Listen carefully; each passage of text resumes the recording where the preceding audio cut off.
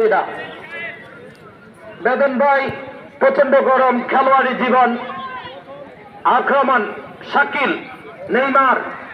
Neymar থেকে বল পেয়ে গেছেন সাঙ্গু থেকে বেনজেমা। চুলের কাটিং আগে বলেছিলাম একেবারে চিরুনিটা কোথায় থেকে পাবে, এই চিরুনি বাংলাদেশে নাই, তার দেশ থেকে নিয়ে আসতে হবে। চুলের সাইজটা জানেন, প্রায় একটা ছাগল বাঁধার দড়ির সমান,